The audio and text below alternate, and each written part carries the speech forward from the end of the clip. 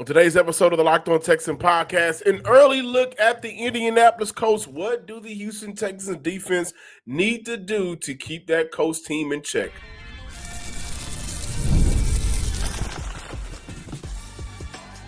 You are Locked On Texans, your daily podcast on the Houston Texans. Part of the Locked On Podcast Network, your team every day. Battle Red Nation, from H-Town to your town. Today's episode and every episode of the Locked On Texans podcast is for you Texan fans all around. Got a good show for you. We're going to talk about what are you holding out hope for. For me, it'll be stick around for that to close out the show. But the first two segments, will be all about an early look at this Indianapolis Colts team that Houston will be facing on Sunday. A must-win, a string of must-wins for Houston to close out the year as they are still looking to keep their playoff hopes alive.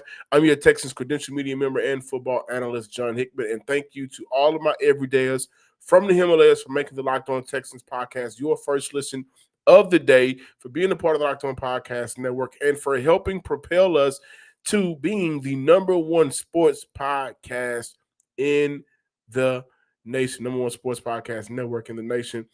Like I said, man, we're going to look at what do the Houston Texans need to do really defensively to win this game. And it's not like we judge the Texans defense harshly, because we know that they're going to show up to play. And of course, I'll look into what does the Houston Texans offense need to do to help themselves in this game.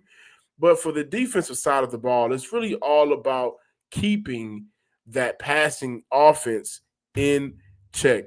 Today's episode is brought to you by FanDuel. Right now, new customers can bet just $5, and if your bet wins, you'll get $300 in bonus bets to use across the app. Here's some quick thoughts from D'Amico Ryans on that Colts offense. And for the Colts, you can see they've been a very explosive offense. Like, that's what's powered them this year. I think Daniel Jones is playing the most productive that he's played in his career. So Shane has done a good job of putting him in positions, putting guys around him to really make the plays he needs to make. So you have explosive receivers on the outside. The rookie tight end is doing a good job as well. And then, of course, running the football, Jonathan Taylor. And can't say enough good things about him as a running back. Just his balance, his power, the explosiveness. Like, you have to be able to set the edge, because he can take the explosive run 50-plus yards and take it to the house. He can hit cutback lanes, right, and make you pay. So it's going to take everything we have, defensively, first and foremost, stopping the run. But we know that's not the only emphasis with this offense. They do a good job of their play-action pass game, like really timing it up at the proper time, really catching a lot of defenses off guard, and they're creating a lot of explosives there as well. So you got to play true. So I'm telling our defense, you have to play true. You have to play with elite eye discipline, elite awareness to what your job is and being on it. Because if not, Shane has always done a good job, offensively, of creating, eye candy, as I call it, to mess with guys' eyes, to put their guys in position to make plays. Yeah, we are doing a better job of being more disciplined than where we started the season. We can still be even better. I appreciate D'Amico Ryans pointing out the importance of being disciplined for his team. That was an issue for him, and they're getting Jalen Petrie back soon, so that's going to help out. Because one thing that I noticed about this Indy team is their frequency in their routes that helps that play action juggernaut that they have of an offense over there, led by Jonathan Taylor. Of course, when you have Jonathan Taylor in that backfield, you want to load that box, and you want to make sure that you have guys in that box to stop JT, right? But the Colts offense has done a great job of playing off of having that dominant run game. On the year, Daniel Jones play action passes 9.1 yards per attempt, his highest this season. 2 TDs has thrown, 3 interceptions, but a 71% completion percentage, over nearly 1,100 yards in the air. And when I look at how the Colts have been winning in these situations, and D'Amico Ryans talked about the eye candy, right? Shane over there, Shane Steichen, Coach Steichen, doing a very good job of kind of creating this confusion and illusion of what could be, but not what will be, I look at how the Colts have been winning. Crossing routes this season. Now, that is the third most frequent route ran this year. But when I look at the targets, 288 yards on when targeted on a crossing route, nearly 12 yards per catch. 14 of those catches have been for 10 or more yards. 7 of those catches have been for 15 or more yards. They have caused a lot of confusion inside of that box at the second level, which is why I mentioned, hey, getting Jalen Petrie back will be huge for the Houston Texans defense. Now, because you got Jonathan Taylor, because the Colts have JT, a lot of us consider JT to be the MVP favorite right now. Maybe you go with Matthew Stafford, but we're talking about the Colts right now. When you got guys coming up in their box and the defense is playing down, the Colts know that. And the Colts also know that, hey, I got Alec Pierce who can make plays down the field. They also got Ashton Doolin, who has made plays for Indy down the field. Not a lot of yards, but his average yards per catch, 21.2. Alec Pierce, 21.1. Tyler Warren, the tight end, 12 yards per catch. Michael Pittman at a solid 10.3. That's typically where he's going to stick around, but they've done a very good job of exploiting defenses, overshowing their hand to stop the run this year, and they've dominated offensively by the amount of go routes they've been able to be successful on. 369 yards, go routes targeted this year. 369 yards on go routes when targeted this year, 20.5 yards per catch. 9 of those catches have been for 15 or more yards, and they got a couple of 40-yard bombs on there as well. They got a 75-yarder on there as well. And you also look at how Houston has been, not Houston, but the Indianapolis Colts have been able to take some of that and win with some of the yak yards. And so this offense has really been set up primarily throughout the year to complement each other. The run is complementing the pass is complementing the run. And Daniel Jones, up until the last couple of weeks, he's been good in what he's been asked to do, because it's similar to the last time we saw Saquon Barkley be great for the New York Giants. What happened? The Giants made the playoffs. Daniel Jones looked great. That was the first year of Brian Daboll, and they ran it back. Well, teams caught up to that, and also things started to break down with Saquon here and there.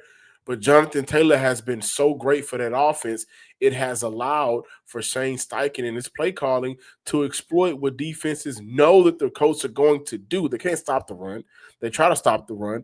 And Steichen knows that I got a quarterback and I have big playmakers on the outside, like an Ashton Doolin when he's asked to catch passes, like an Alec Pierce who's having his best season of his career, I think, when he's asked to catch passes. Some of those guys have just been outstanding with creating these plays down the field, and that has allowed for the Colts offense to beat defenses deep underneath. When I look at the crossing routes, creating that confusion, that eye candy. And also when they look at their most favorable route ran, the hitch route, only 195 yards when targeted this season, 6.5 yards per catch, 3 catches for 10 or more yards. So it's not that explosive, but it does the job in moving the chains, which is where we may see a little bit more of Michael Pittman get featured or on the out routes. What I like about the Houston Texans matchup is against the hitch route, the Texans corners don't necessarily allow a lot of yak yards. What scares me the most, and this is why I'm excited to see Jalen Petrie get back out there alongside Aziz, when we start looking at some of this 3rd and 7, 3rd and 5, or maybe they want to play action on 3rd and short to get the ball out on a crossing route to one of their guys down the field, that confusion that may be caused when you have a Henry T out there, maybe Houston will look to put out Jalen Petrie or EJ Speed in those situations, guys that they may have trust won't get the confusion, caused by what Shane Steichen and the offense is trying to throw at them. Now, on the offensive side of the ball, I gave all of you the numbers, and we know that The Indianapolis Colts is a great play action team. We know that those guys like to create that confusion with some of these routes that they run, these route concepts. But offensively, Houston needs CJ Stroud to come back because this is a game that I think could be won by the pass opening up the run. We got more Locked On Texans when we return. Today's show is brought to you by our friends over there at Peloton. Look, folks, it's time to break through the busiest time of the year with a brand new Peloton cross-training Tread Plus that's powered by Peloton IQ. It's Peloton's most elevated technology and equipment yet that gives you real-time guidance, and it gives you endless ways to move, whether you want to work out by yourself or if you want to work out with your favorite instructor, like my personal favorite, Alex Toussaint. He always gets me fired up to tackle the day. And the thing I like about Peloton, it helps me achieve more in less times. They have features that help you plan, stay motivated, track your progress, and Peloton IQ also provides personalized workout plans and recommendations. That's something that I use right now during the busiest time of the year covering the NFL. They plan my workouts for me based on my mood, my vibe, and also my favorite instructors. So make sure you check it out and use it because it also helps you correct your form in real time, and it maximizes your reps. It counts your reps so that you can do it smarter, safer, and more efficient. Let yourself run, lift, flex, push, and go. Explore the new Peloton cross-training Tread Plus at onepeloton.com.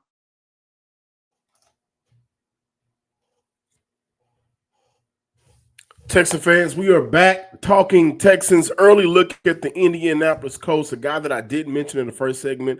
Very important to mention him now moving forward.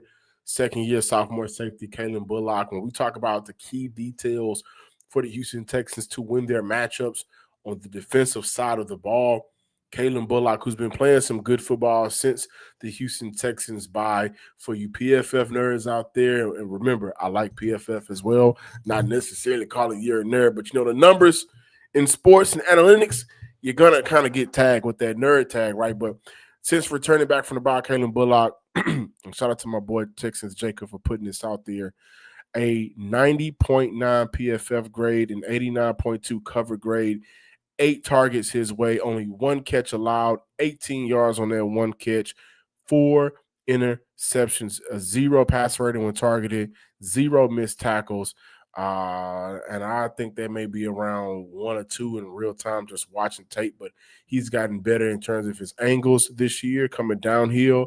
And also we know his special ability to create plays when the ball is in the air. So when I'm looking at these go routes, even when I'm looking at these crossing routes, don't get confused, Caitlin.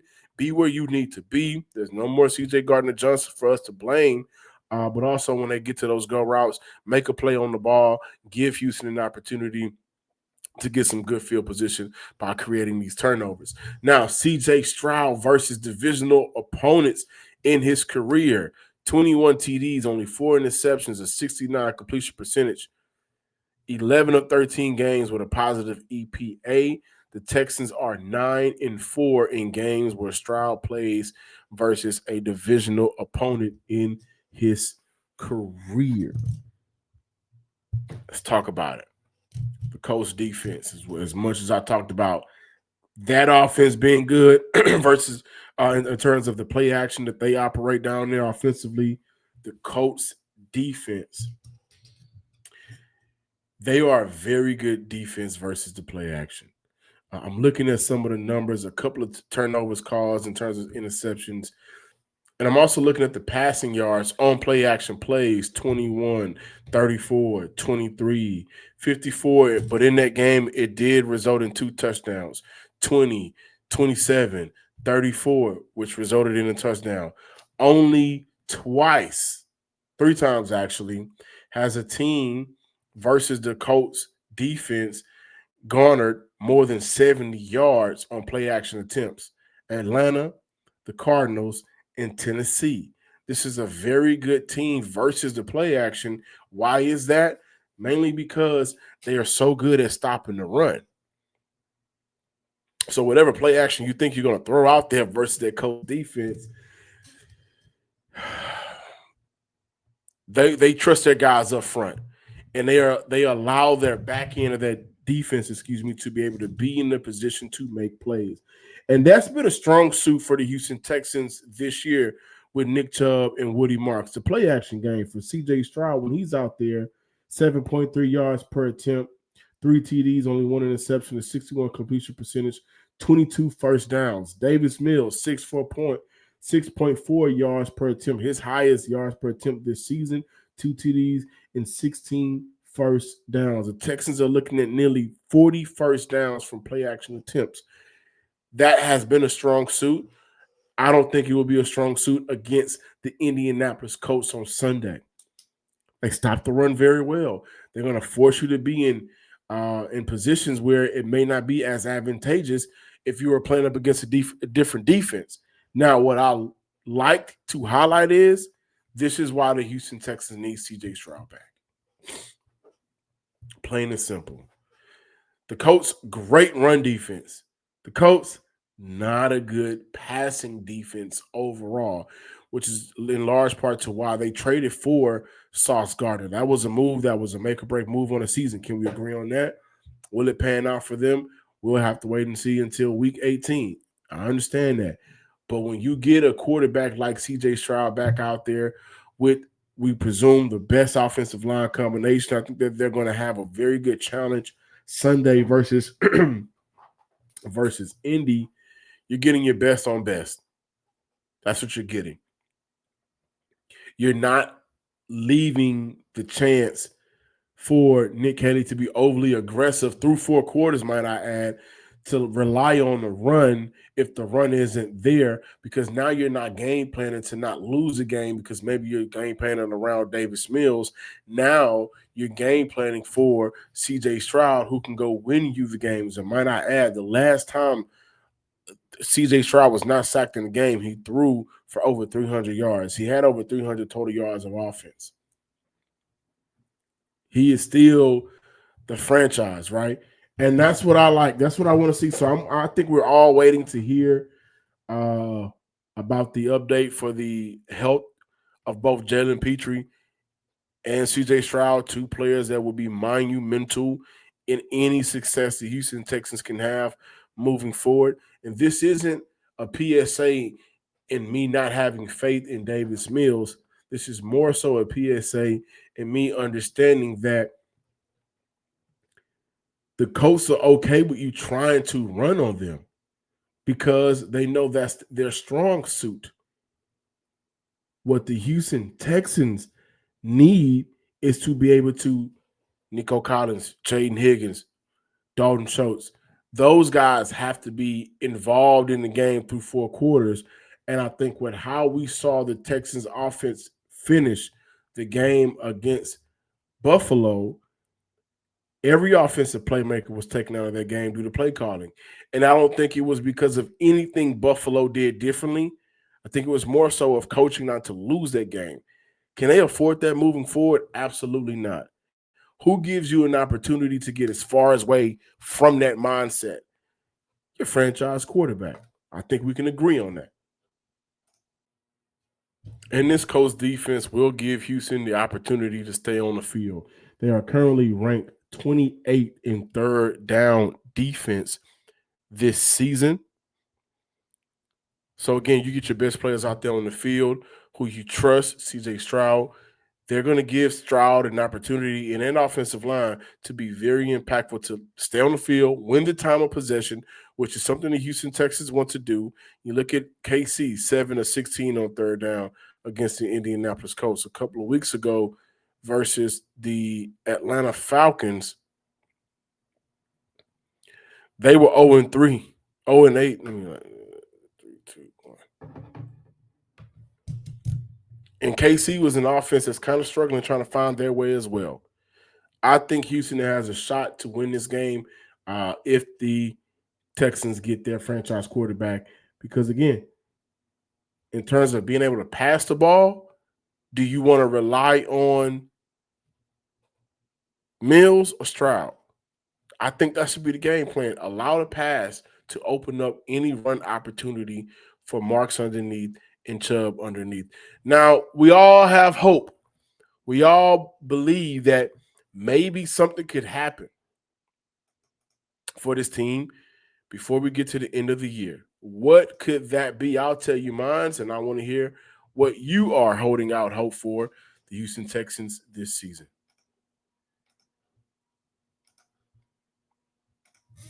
Before we get to that, Texans fans, the NBA is back, and there's no better place to get in on the action than FanDuel, the official sports betting partner of the NBA. Even if you missed the start of the game or want to ride the hot hand, FanDuel has live bets on everything from who will score next to fourth quarter comebacks. Plus, you can even combine your live bets into a same-game parlay for a shot at a bigger payout. It keeps every game exciting, especially when your team is making a late push. Right now, FanDuel is giving new customers $300 in bonus bets when your first $5 bet wins. So head to FanDuel.com to sign up and play your first $5 play and get $300 in bonus bets when your first $5 play wins. Play your game with FanDuel, the official sports betting partner of the NBA. Closing out today's episode, what are you holding out hope for? Coming into this season,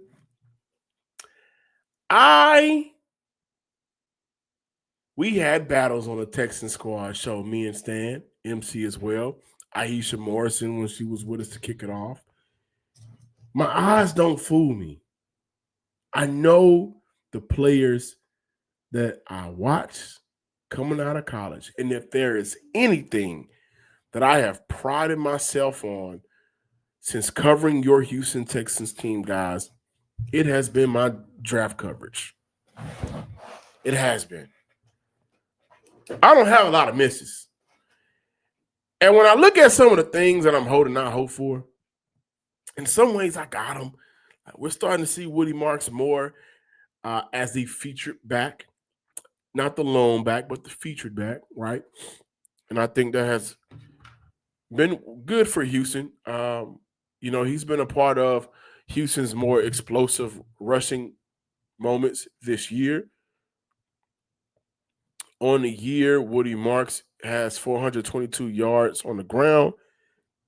3.7 yards per carry, 2 TDs. And then also we have to look at how he's been extremely active in the passing game. 185, 2 TDs, 11 yards per catch. He's been good for the Houston Texans in his role, and as it has increased, he's been a little better. What I'm holding out hope for is for Marks to get his first 100 rushing yard game. We need to see it. We need to see it. And look, let's look at some of the implications of that. If Woody Marks rushed for 100, then the numbers say the Houston Texans will at least have scored 25 points. That's what the numbers say.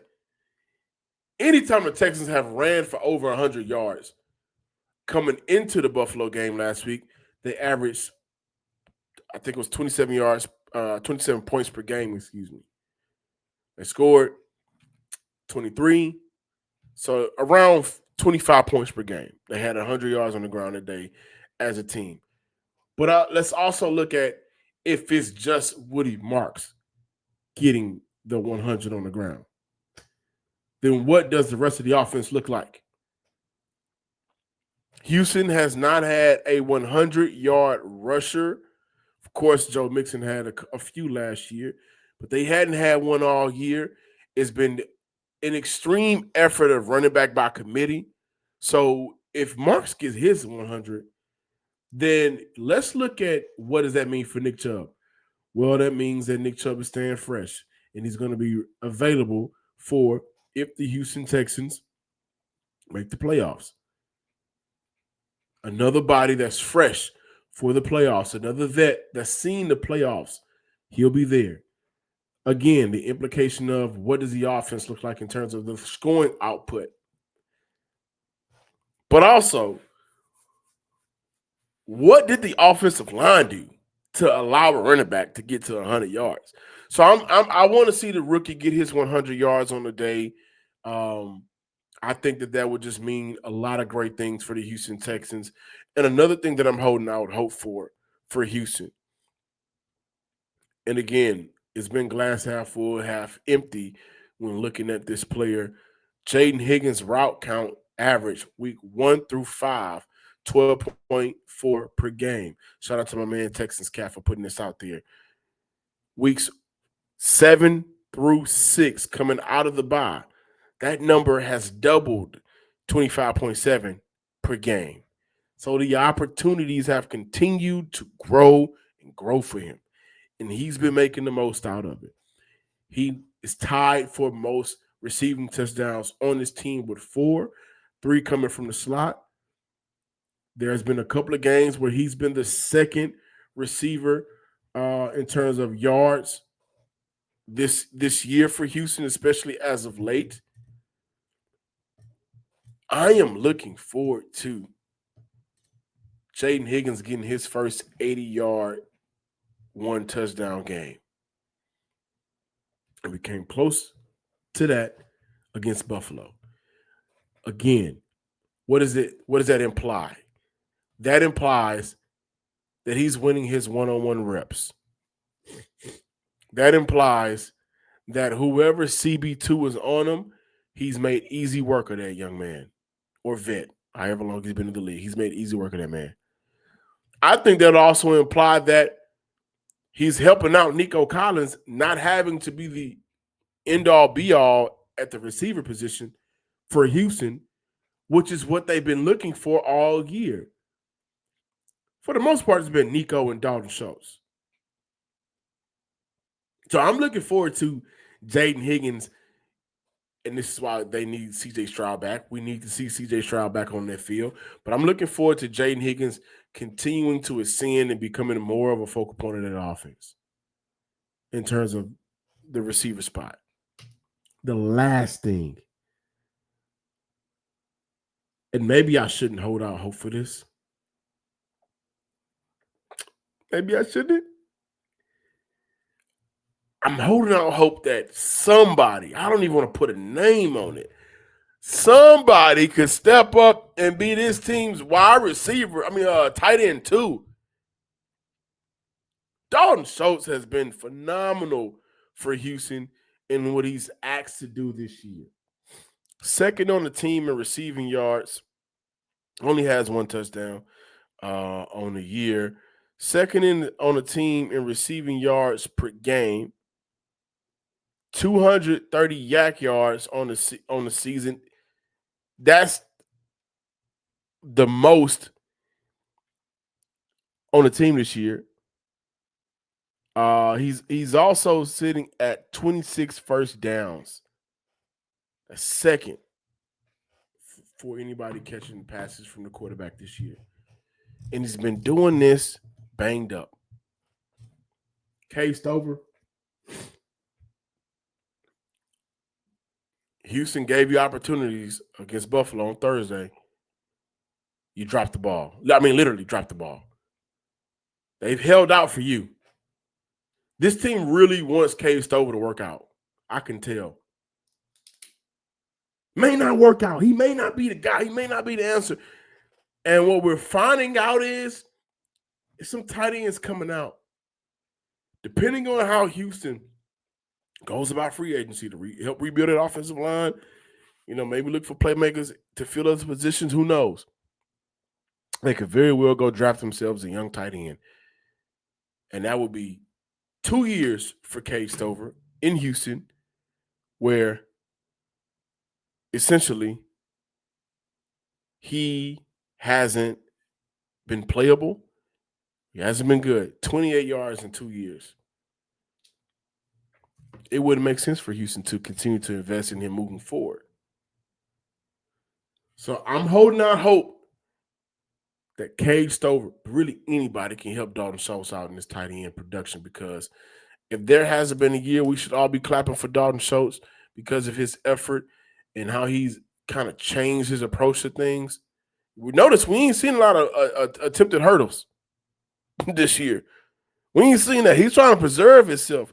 These guys are fighting to make the playoffs, and they're doing the small things to make sure that when they get there, their body is ready. Somebody got to help them out in the tight end room. But make sure y'all let me know how y'all feel. Who are you holding out hope for this year? What are you holding out hope for? And does Houston have a shot to beat Indy? I'm going to say yes, they do. Make sure you listen to the crossover episode on Thursday. I'm John Hickman. Follow me on Twitter at John_Hickman12. Also, subscribe, like, and comment to the YouTube page on Twitter. On YouTube and wherever you listen to your podcast. Until next time, Texas fans across the nation, go Rockets. Let's have a good evening. Thanksgiving in a couple of days. Peace.